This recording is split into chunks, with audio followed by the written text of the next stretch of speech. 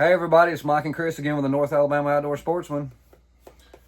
Tonight we have Adam Jones. We hope everybody's having a great week, looking forward to Labor Day, and looking forward to hunting season. Yep, Adam Jones, a good friend of ours, good hunter and so forth. So y'all just hang in there and we're about ready to get it started. Hey Adam, you with us?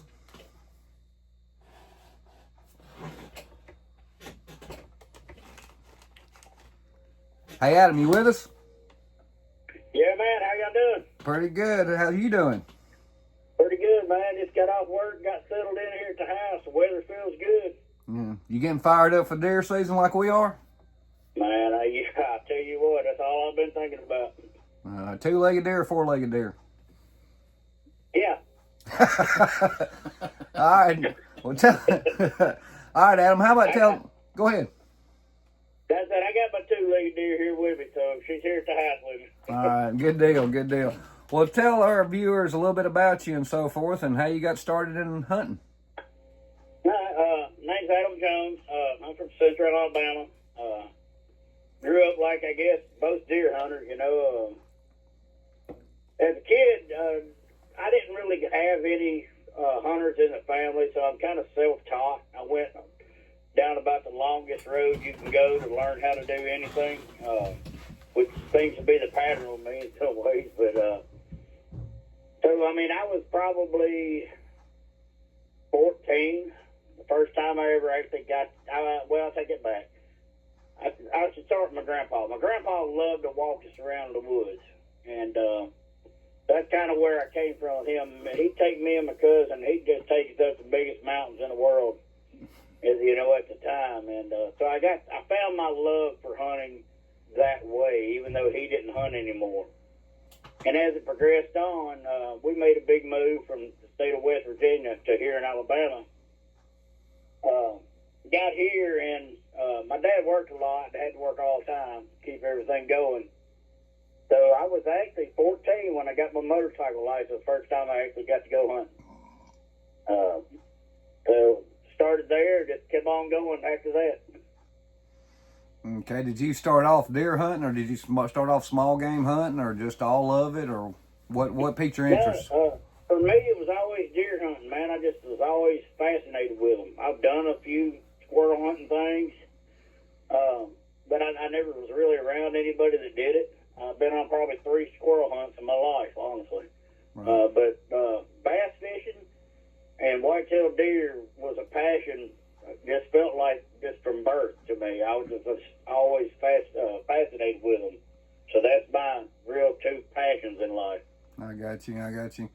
Well, on the deer hunting, do you prefer private land, or are you a big public land hunter? Do you have a preference? Oh yeah, I do. So, like I said, I don't know if you caught it earlier, but the first time I actually got to go deer hunting. Now you got to remember, times were different. I had a Honda 250 with bad rings on it and a rifle strapped on my back, and I rode to public land because I found out about it from a neighbor. And I never killed nothing, thank God, because I don't know how I'd get him back on that motorcycle, but I went deer hunting with that rifle and that motorcycle at a place y'all know well. Yeah. So, well, you know, the thing is, knowing you, I can just picture that. I can just actually see you on that 250 zooming down through there. Man, there was smoke pouring out the back of it, too. That blue smoke. I had to stop to put oil on it. Every time I went somewhere, I had to put oil in it to get back.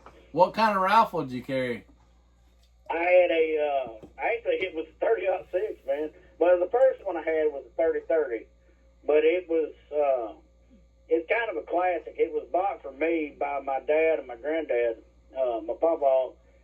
And he actually bought that or split it with my dad just to give to me later, you know, whenever thing happened, you know. Was it a Daddy's Winchester? still around, thank God, and he's got it now. Was it a Winchester or Marlin? No, Winchester, man. It was, Okay. yeah. Winchester was just iron sights. Yep, that's what I started out with. Yeah, it was cool. It had the brass sides and all. I think 17, God don't hammer me up too bad. I think it was the 1879 version of it or whatever, I think, maybe. Yeah. I might be wrong completely on the year, but Yeah, that was it, man. I mean, that's what I learned to shoot with, and we had a couple of 22s and stuff, but I said, well, what do I need to shoot deer with? Daddy said take that 30-30, so that was it. Yeah. Well, a lot of your new hunters or younger hunters now, they got all different calibers. I'm just the old 30-06, and of course I do have a 30-30, but I just don't have no desire to change to anything else, and so I guess you can just call me old school. I guess that's my last hunt will be with that 30-06. It's been with me a while, so I don't see about. In fact, I got a few of them, so that's been my preference for deer hunting. If I'm not doing any kind of archery, do you do any bow hunting or anything? Oh yeah, man, bow hunting's that's my real passion now, and boy, there's a learning curve with that one too. But yeah, I love bow hunting. Bow hunting is my real passion.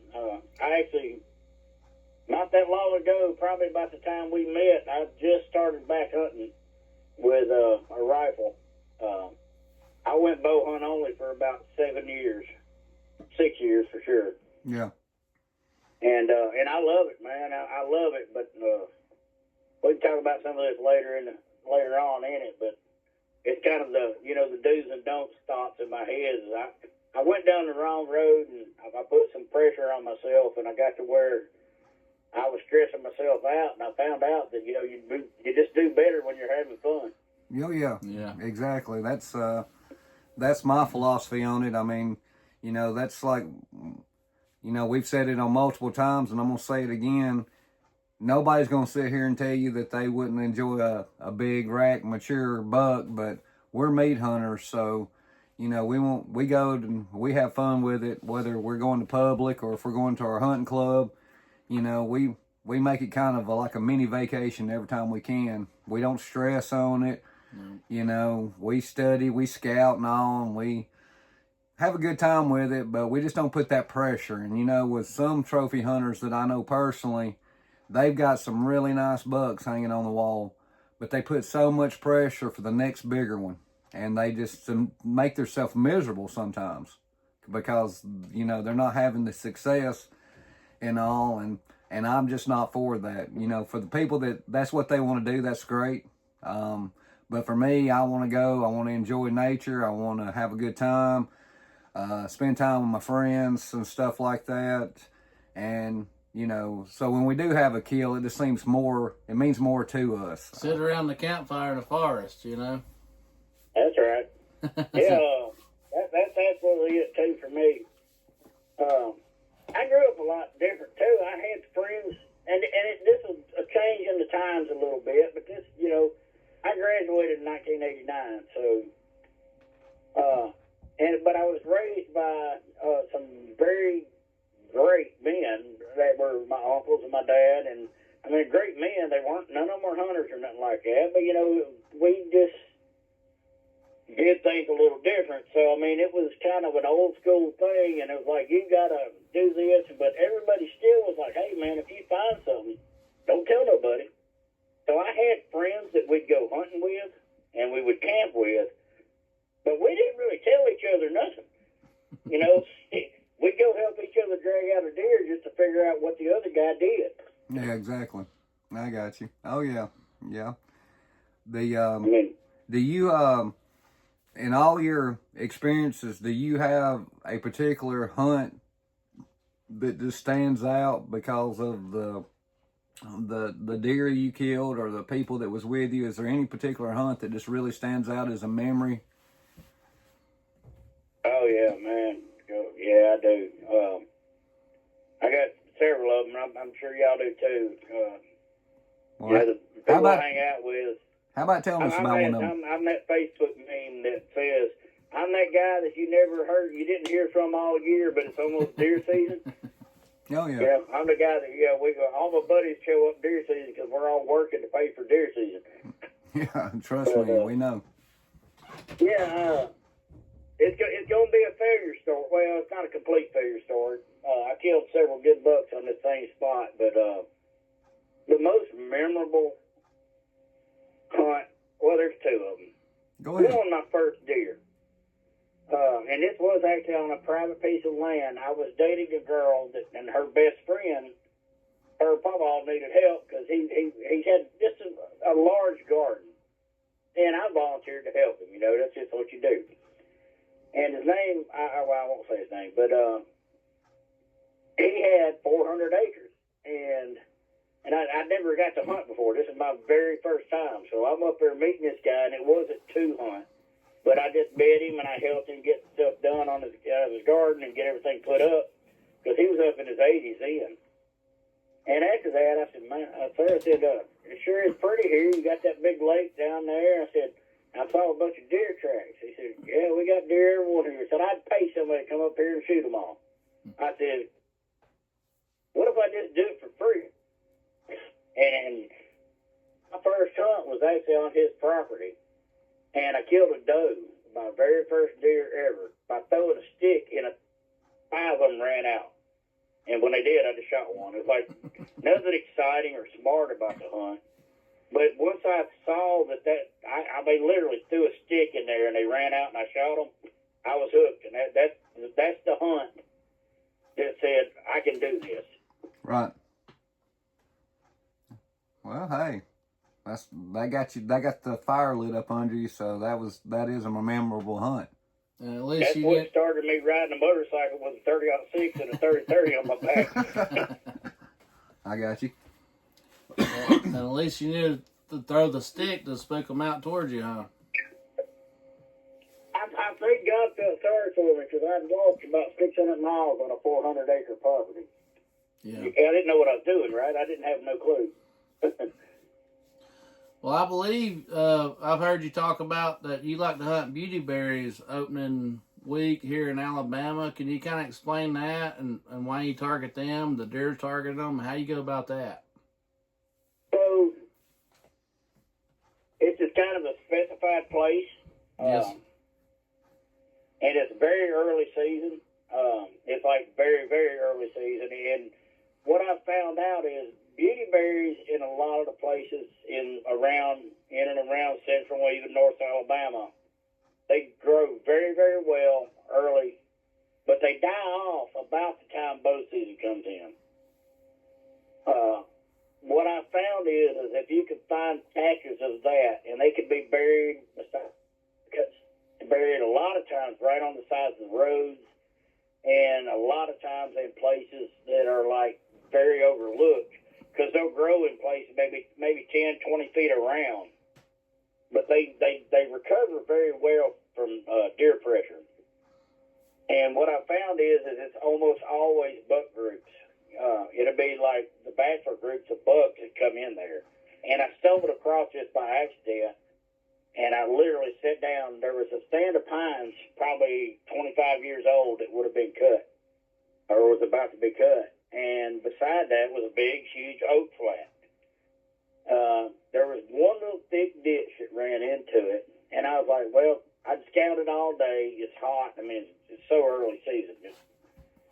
And, I literally just sat down. I said, I got about 45 minutes before dark. I'm going to sit right here because I saw a bunch of tracks crossing this road. The road actually had a lot of foot traffic from hunters, even early season. So it was more like I'm going to take a break and go to the truck when it gets dark. I had 4 bucks on me, and if I'd have took it more seriously, I would have killed a very nice buck. The buck got killed as a 167-inch deer, and that's like would have been by far my biggest bow kill ever. He got killed in rifle season by another hunter, and I actually got to see him and hold him. Me and him had talked at the gate a couple times in that spot. But so once I saw that happen, I started looking for other places, maybe even some that were secluded. And that has really turned into a really good pattern. But it's really only the first week, maybe a week and a half into bow season, and then it dies off because they kind of peter out as the berries go away. You'll still see them nip the leaves a little bit, but that's all I've seen, after the second week. Yeah. Well, after that, how do you go about most places, where we're going to hunt early season? It's an earlier rut. How would you go about tackling the pre-rut between the beauty berries and, say, the rut, actually? I think before we go to pre-rut, in my mind, my next step, because like I said, that's that first week. Yeah. My next step is while I'm looking for the beauty berries, I'm looking for mulberry, any of that last fruit. A lot of people go after persimmons. I haven't had luck on persimmons here. I did have luck in Kentucky on persimmons. What about muscadines? Muscadines, I have always found myself a week late on them. I feel like they're there and they're ready, but I haven't got on them there, and I think that's something I keep telling myself I got to get better at. If I do summer scout, like when I put my cameras out in the summer, I really should start looking for that because I see them, but again, they're always in the places I'm used to hunting them. They're always almost on like a main road, or they're on this or that, and it's like I talked myself out of it, and it's probably the best place there.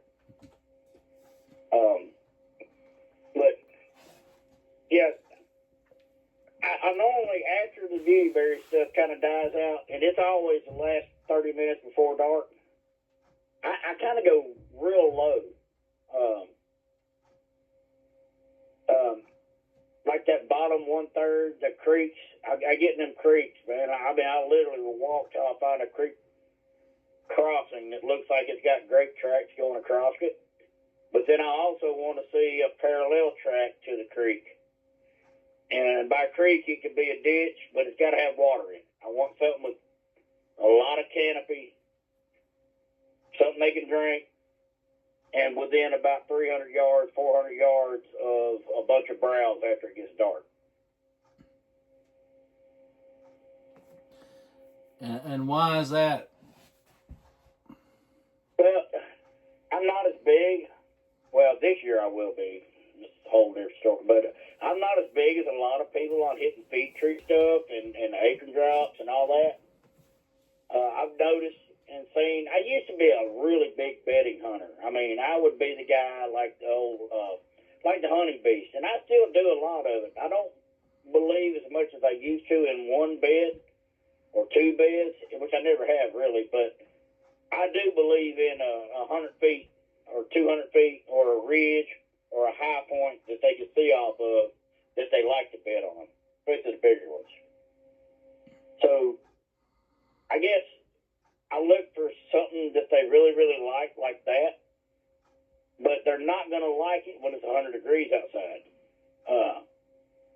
in my opinion. Now, I could be completely wrong. If it's cut short and it's a clear cut and the sun's beaming down on it all day, they don't have no hunting pressure on them, nobody's done nothing, I see them in the bottom, so that's where I kind of go after them all the way to the end of October. Mostly at the end of October in central Alabama. Now, once it cools down a little bit, then them clear cuts, because I see them get up. I'll see them get up out of the creek bottom and walk into the clear cut to eat with their brand new acorns on the ground. So I really focus on that browse. Yeah. How do you feel about mock scrapes? I love them, and I did not 3 years ago. This something new for me. I'm not a big camera guy. I guess I'll start there. And well, it's because I was too busy trying to walk, scout, and hunt versus put out cameras that I had to go check. Right. I would check them kind of like some of our friends, next year, and I'd be like, man, I should have been there. Yeah. But now I've got, and I'm still not huge on cameras, but I've got 4 cell cams now, which work in some places. But what I've found is I could go build a script in August, and I've got pictures right now of some, and I go build that scrape in an area where I know bucks are frequent. I can see the tracks, stuff like that, or I've just over years I've figured out that bucks are there. Now, they do not scrape out the leaves. I did. But I'll hang anything from the limbs. I'll put stuff in the limbs, actually.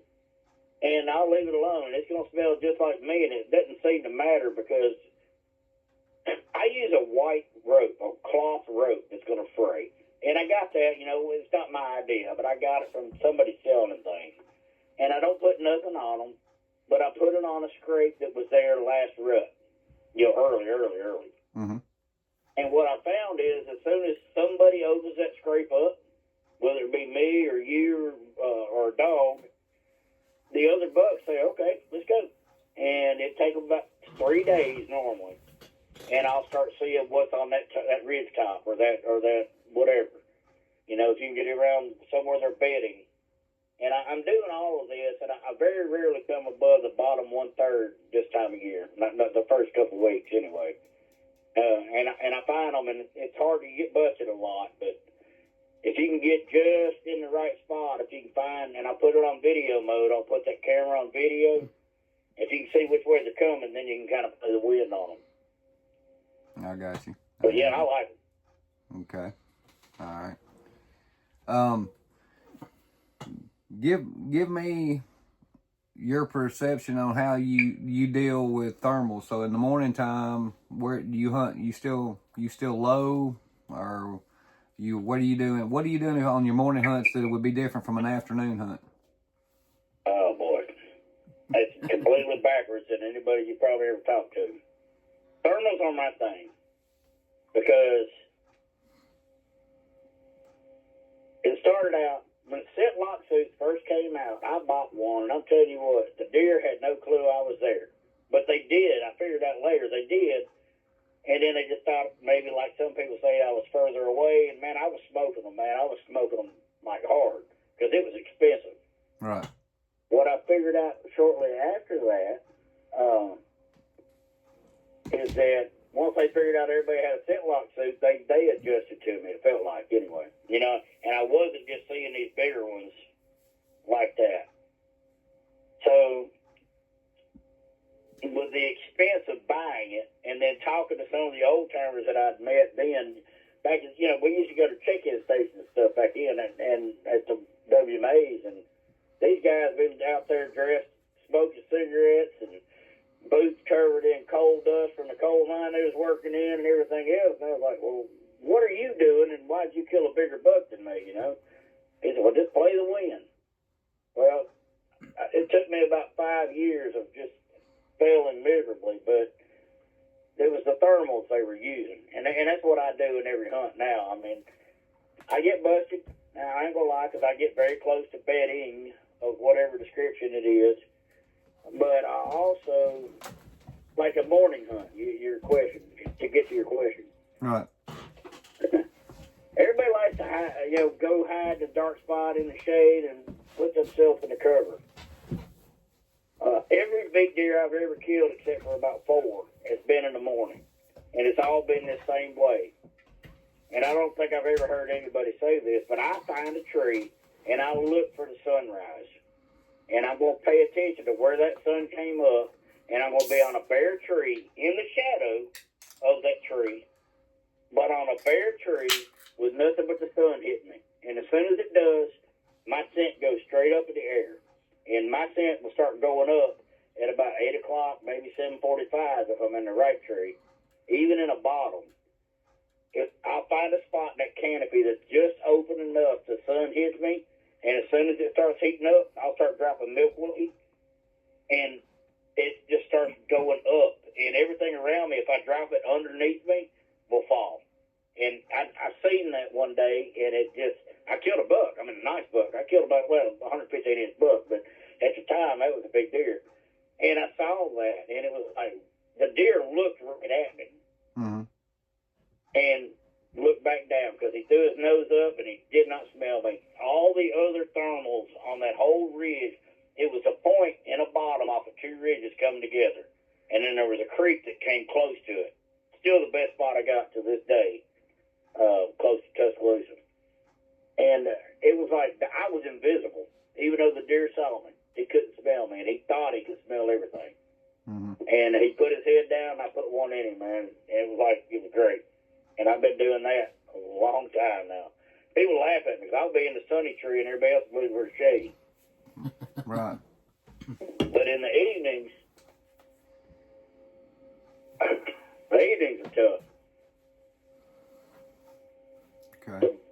I mean, I do agree with once the thermals start falling to hunt low, but once you get into the season and everything's cooled off and the deer move higher on the ridges and they're hiding up on a point somewhere that they're looking or seeing or whatever, or in a clear cut, they're not going to come out until they lose that advantage, because the thermals have been rising all day and they're sitting there smelling everything down.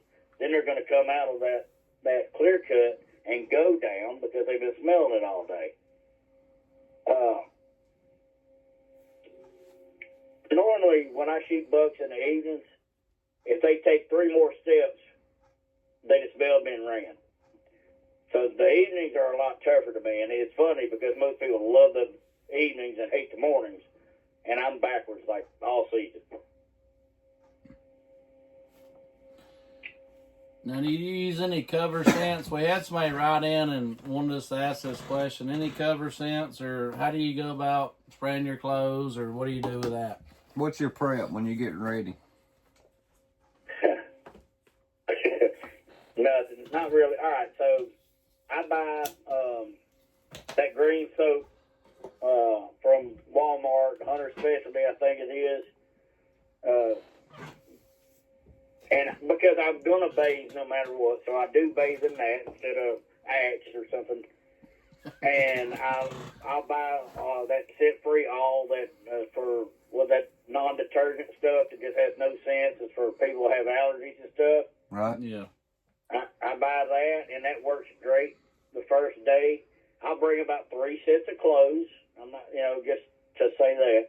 But, typically, and y'all know this, I may be up there 4 or 5 days, and I take, water bottle baths or creek baths, and I've just figured out that I don't think you can trick them. A lot of people think you can. Some people say you can't.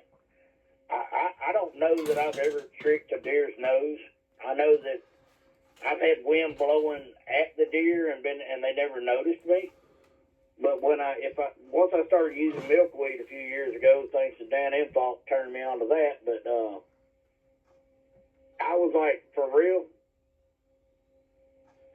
Most of the time, if you drop that milkweed, it really was your scent was going above them or something, Right. So I just try to play the wind. I use a lot of ditches, like even little small ditches. And this is something in the evenings, I will say. If you're hunting close to a deer and you can get 150 yards from him, and he maybe doesn't come out, but as soon as that sun gets shady and you got a ditch, I don't care if it's a foot deep, but it's going downhill, I put a tree right there. I mean, I'll climb a tree right there, because that does pull your scent down, and you'll feel it as it gets darker and darker. And that does work. I mean, I use the ditches. I always hunt by a ditch of some description, even if it's a little bitty, because even in the mornings it helps. Does that matter if it's facing east or west, or if the ditch is facing east or west? I've thought about that. Because all right, so the way I find deer, before I answer that, is I don't care if the deer is sitting on east ridge or west ridge or north ridge or south ridge. Yeah. I walk it all. I'll walk it and walk it and walk it. And this is the thing I've found common with a lot of people that are successful. I understand one thing. The deer is going to find a place where he thinks he's bulletproof. Yeah. You get over 4 years old, especially if you get into a 5+. And for some reason, really, I think it's 3 to 4. Some 3-year-olds are crazy too, man. The scared ones are. But once you get to a 4-year-old, now he's already had 125, 130-inch rack for a year and survived. But he's probably been shot at. He's probably done this or that. He's only going to wait 2 days into bow season. He's going to know, everything just changed. And then he's going to go somewhere that he feels completely safe. I mean, we all talk about it. We've all heard it 100 times on podcasts, but you got to understand that, and then you got to give him some of the things he needs, I think, is how I'd say it. That's why I don't like evenings, because he's been sitting there all day waiting on some coyote or a dog or me or a bear or whatever he's around to come get him. In the mornings, I catch him a little different, but I kind of forgot the question, sadly, but what was the question again, exactly? Just the ditches, if you prefer them facing a certain way in the evenings or in the mornings or anything. Yeah, so in the mornings, I do the same thing. Like I said, I will pick that tree to hit the sun hits first, which means you can't move at all. But that same thing works with that ditch. If that sun hits that ditch, it's going to heat up quicker, and that bottom, the whole bottom is going to start pulling up to you. I've had it in the rut where you can smell the bucks coming because of that. So that'd be on the east, correct? I don't know if there's an east-west. Yeah, well, yeah. I mean, yeah, if you think about it. Yeah, because the sun's coming up in the east. Yeah. But now, I hunt the end of ridges a lot. Okay. And it's very particular what tree. Sometimes you get in a tree, especially when I was doing bow hunt only, Yeah. you just don't get the shot, and you got to watch something go by that you really want. But yes, it would be. But sometimes if you get down in the flat, like at the very end of a point, and it flattens out into like a river bottom, okay, or even a big creek bottom, it's got to be like 100 yards or more wide, up to whatever, how far. You can actually go into the bottom as long as you let that sun hit you in the tree. Like I said, I hide in the shadow of where the sun's going to be, so I'm trying to be in the shadow of that tree, which is probably the size of a basketball. But the thing is, as soon as the sun hits me, I know I'm gold. And I'm gold till about 9:30, 10 o'clock. So, yeah, I face the east, or I let the sun come through the canopy from the east. But at the end of I like points, like the very end of ridges, a lot. And that's where I see a lot of them. I also want some kind of thick cover, some kind of swamp. I love water to be around. Yeah. Stuff like that. So say you was e-scouting for a new place, how could someone go about finding a area like that on the map? What would how would they find that? So depending on where you're at, I guess would be the number one thing. I guess the biggest thing I look for, like I said, is either a long ridge or, everybody talks about the crow's foots or whatever they want to call it. A lot of ridge coming in to one spot, but I want the other side flat. So let's say there's 3 ridges, long ridges. I like the longer ridges. I like them when they have secondary points running off of them. I like every bit of that. And then I want some kind of water to be a barrier. Not a barrier, because the deer are going to walk through it. It's a barrier for all the other people I'm kind of hunting against, right? Yeah. So it'd be, imagine, I'll use Sitsi. Most people know about the Sitsi River. I actually hunt up there. But the Sitsi won't through, but there are ridges that connect into it. So that's 2 completely different terrains come together. The food's going to be on the top. The ridge is going to be on top. The bedding's probably going to be on top. But if you find a bend in that river that gets close to all that, those bucks really like just going down in there. The big ones, they'll go down through there and climb through that mud and water and find a knob to sit on, or like them oxbows or something like that. They'll get down there, and then I just find one that maybe there's a point of a ridge that narrows it down to that 50-yard spot. Or I'll have to narrow it down. Most times, you got to be away from the ridge in case you're on the ridges and come down, versus not too close to the bucks for the predominant wind. It's a little bit of practice, but you'll see it and you'll see their tracks because it's wet down there too. And that's where I find almost all my big bucks. It's either that or way up on some stupid ridge that none of us want to walk up on. Okay. That's some good information right there you just shared with people. Now, do you use doe urine, buck urine throughout the season? How do you go about that, and when do you start using it? Nah. All right. Yes, and I have been very successful.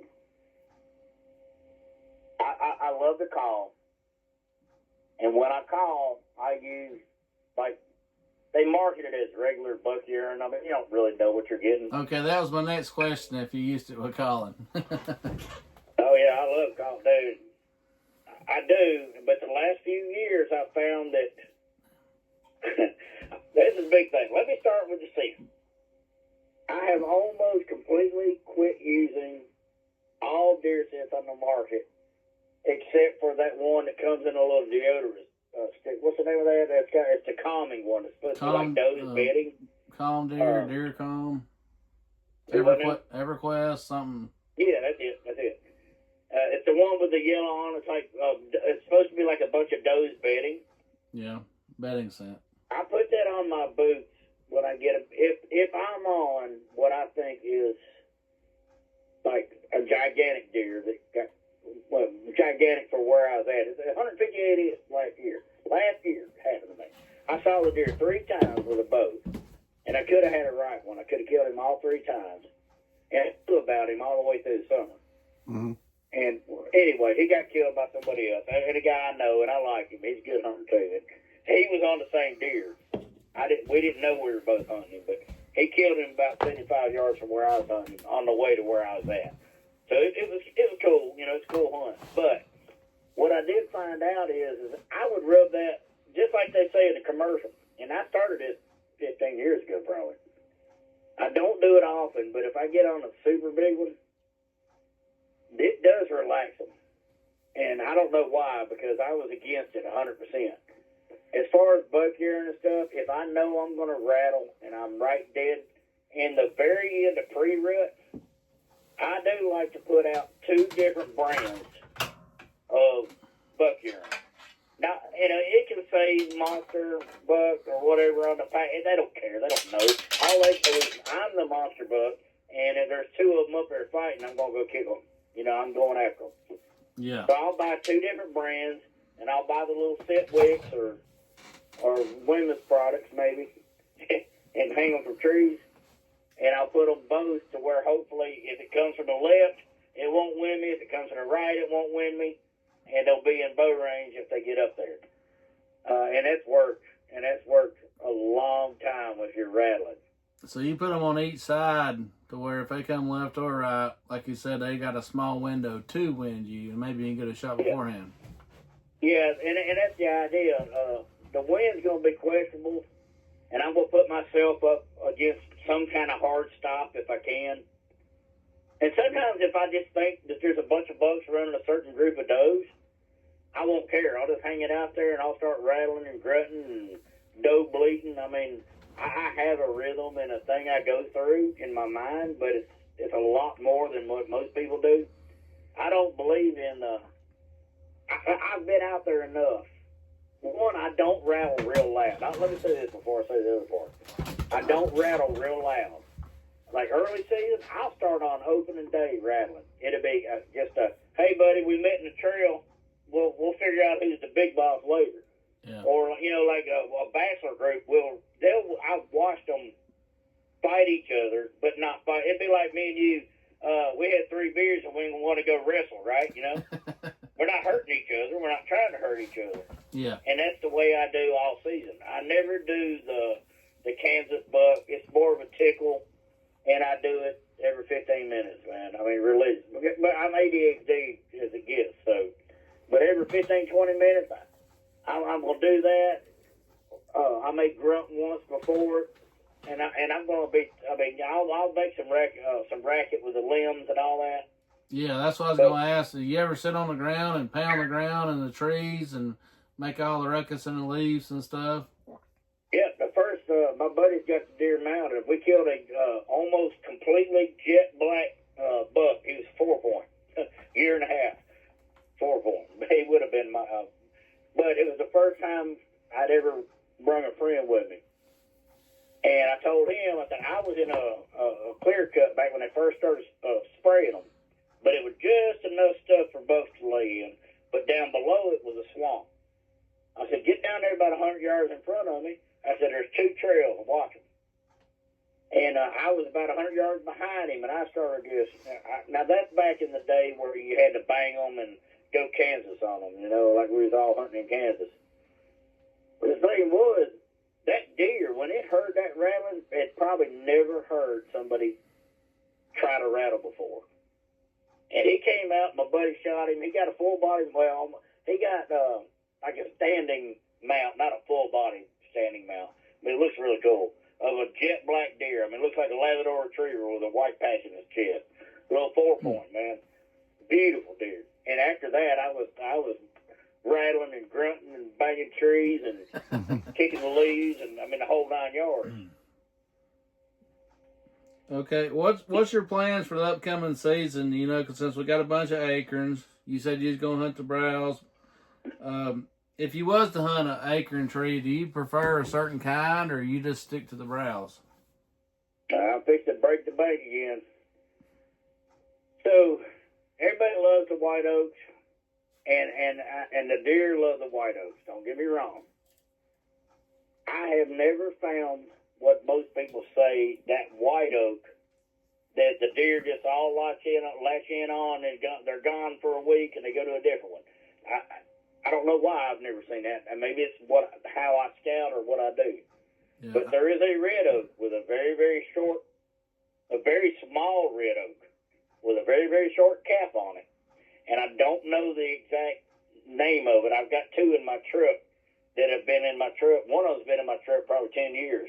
And I look at it every year during deer season, and when I see them on the ground, and if there's cover around or the leaves are still all green, I will hunt that tree, and I guarantee you I will have a shot on a buck, and it's always bucks.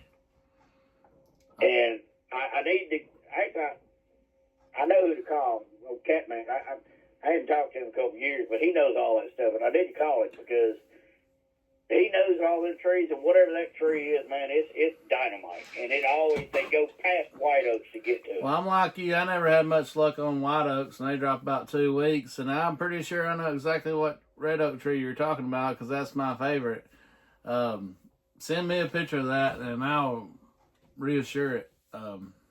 We talk about it a lot. It's a small acre, man. Oh yeah. It's not a huge. It's not a super small, but Yep. I mean, it's not a medium either. It's Nope. somewhere between small and medium. Yep. But it's the cap on it that's perfect. Yep. And whatever it is, you'll know it. That's a tree. Uh-huh. Like the people in Arkansas, they talk about the big white oaks, and they have it, and I'm sure that's the tree for them. But in this area here, in central Alabama, And it drops a lot longer than the other ones, correct? yes, man, you can find that tree Yeah. every now and then. You'll find that jugger dropping in Yeah. freaking January, dude. Well, I'm picking up what you're putting down. Yeah, no, you're right, man. That tree, yeah, it's almost like it holds on to them, and maybe that's what latches the deer on. Maybe it's just like a slow, consistent food source. Yeah. It doesn't drop them all at once. It holds on during the storms or whatever, so they can always come by and visit it. Yeah. I know. But I'm telling you, man, them things are great. I love them. I agree. If there's anything you could tell somebody that's just getting into hunting or a kid, or what would be your advice? Just starting out, or with today's technology and everything, how would you tell them to go about it? I mean, with today's technology, I mean, it's really great. My first comment would be to be careful with all the information on the internet. I think that 90% of the people on the internet are telling the 100% truth about their area. Yeah, their opinions and stuff. Yeah. In their opinion and what they have personally seen. So I think the biggest help and the biggest deficit people hear is that maybe that's not specific to you. Like me, I started hunting different states, man, going around, and I failed so much. So, I mean, that's another one. I mean, and we hear this too, the truth. don't be scared to fail. Don't be scared to go all season and you didn't kill nothing. Yeah, I didn't know you started out in West Virginia. Yeah. I mean, I moved here when I was 7. I turned 8 in Alabama. So when we go camping this fall, you got a banjo or anything you want to play for us? You've seen me camping before. There ain't no telling what I'll do. No, go ahead. But yeah, no doubt, right? But yeah, I mean, the thing is I walked from the time I was 14 in the woods, broke down motorcycle probably. It finally did leave me stranded with no cell phone, by the way. But I mean, I just went out and walked, and I walked. And every now and then a deer, I mean, I've had deer scare. This is back when quail were around. Most y'all cats don't know about what quail will do to you when it's dark. And them jokers will make you turn inside out thinking 3 lions just grabbed you. Yep, absolutely. Up close. But I mean, you've got to get out there and hear them sounds. And you'll find out real quick if you love it or you don't. I mean, these kids today, I find out now, I mentor a lot of grown men. Right? I got 2 guys right now, and they are turning into great hunters. I took one of them down there to Barber with me when I killed that big one last year. What about He the killed guy? a down there. What about the guy last year we met when we did that podcast? Is he come back Yeah, this with year? Olivia. Yeah. Yeah. That's my buddy Chris. I won't say his last name, but Yeah. yeah, he's coming. Hey, he'll be where we're going very soon. He's coming. Because before he left, he's back in Ohio, but he's traveling down here to hunt over the week with us. Heck yeah. He didn't get he's poison awesome, oak that night, did he? Do what now? He didn't get poison oak, did he? He got all kinds of stuff, but he don't. He's burnt, man. He's one of us, man. Yeah. He's kind of like I was when I was a kid, man. He has always wanted to do it, but he had nobody to show him. Yeah. And then we started talking, we worked together a lot. Super smart guy. Yeah. Very smart. Yeah. You know, and he's built for it too now. You know, you got to walk a lot doing what we do. But, so we got to talking like a month before he's leaving. He said, "Ben, I've always wanted to do that." He said, "What do I need to do?" And it was bow season last year. I said, "Well, I'm not going to teach you how to do a compound this year." I said, "But boom, here's a $400, $500 crossbow. Get that, we'll do it." And he killed a deer with it. Oh no, he almost killed a deer with it. And then he killed one with a rifle down there at Barber last year. Heck yeah. And then, you know what he did? He bought that lifetime license and lifetime WMA license before he left. And he's going to be our hunting partner forever, man. Okay, that's awesome. Well, see, just right there, just by sharing knowledge and talking with them and all and helping them out, you changed him. You know, you went from that guy who wanted to do something, now he's hooked. He's going to make memories. You've got a memory knowing that you helped him get started. I mean, that's real important. Oh, yeah, man, I love it. And, you know, I mean, it's been really cool because it's like, anytime it's be like raising a child, right? You can teach and learn from them, but then when you tell them something, you're just wanting to see them soak that in. He's done that, and when he comes back with questions, he says, "Hey, well, I did what you said here, but this happened." Mm-hmm. And I say, "Oh, yeah, man, I remember that, dude. You got to do this." And he'll go back in there next time and come back. He shot a deer with a rifle, but he shot it at 15 steps. It was a doe, but it was a doe being chased by 8 million people down there in that gun hunt. I mean, I was super proud, man. We pulled that deer. We had to pull it up a mountain because, that's where I told him, all these deer are going to come down through somewhere in here. I said, "Go scout it out and look." We talked about it the night before, and I didn't pick the spot. I said, "But somewhere in this area, nobody's going to be there." And you know where that deer was at? Right where I told him. And we pulled it out with a 150-yard rope to a road with my truck because it was too steep for us to walk on. Well, that's amazing. Yeah, but he went down there, man, as a brand new hunter. You know? Yeah. He had And shot it off the ground. had the tenacity to go down there and hunt off the ground. Yeah, it was steep too. It was nasty. I was so proud of him. It was almost like having another son. So I always ask all our guests on this: are you a Little Debbie oatmeal cream pie or a Christmas tree cake person? I got to go with the Christmas trees. That seems to be the number one answer. That's why I'm going to either have to buy new gear or lose weight.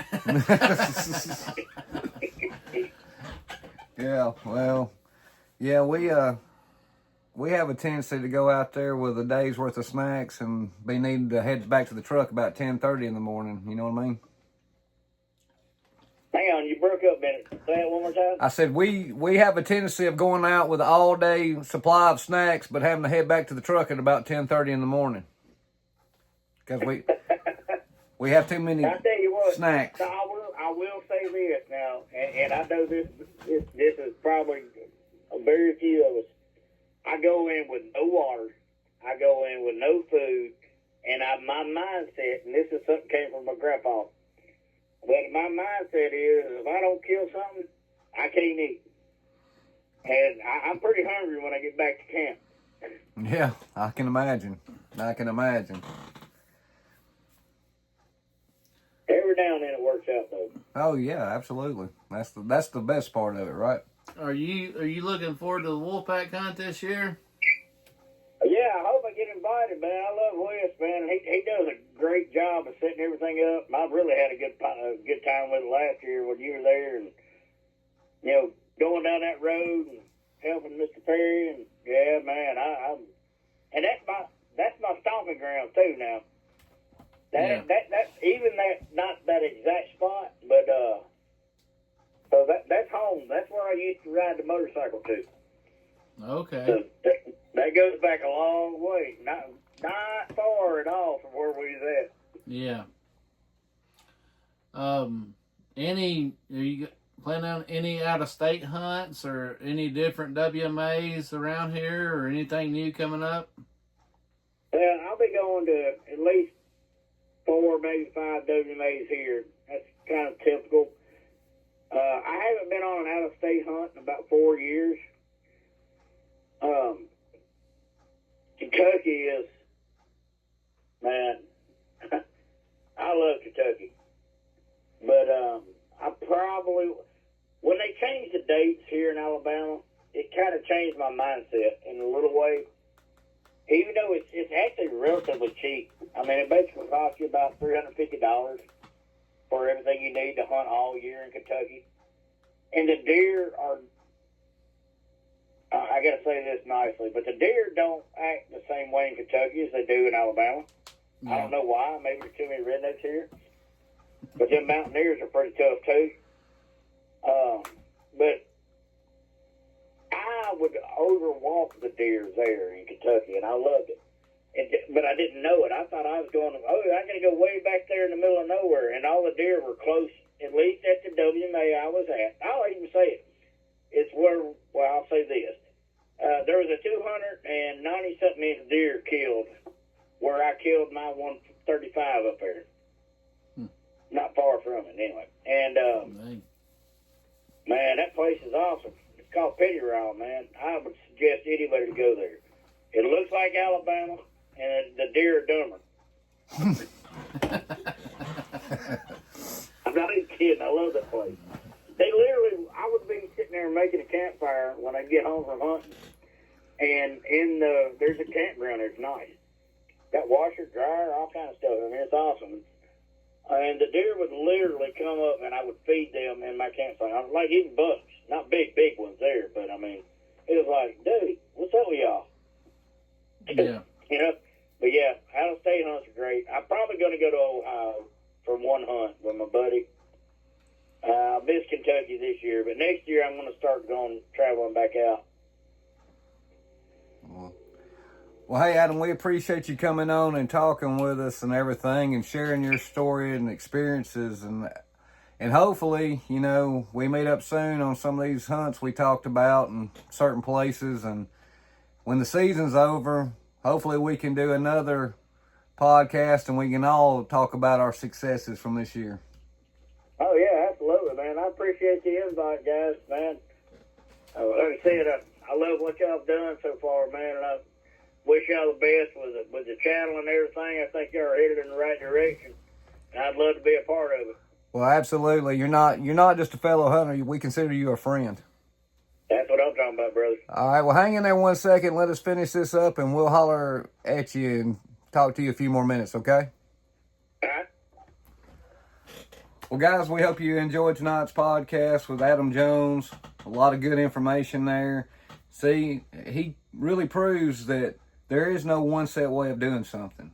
So, you got to do the techniques and how you hunt that works for you.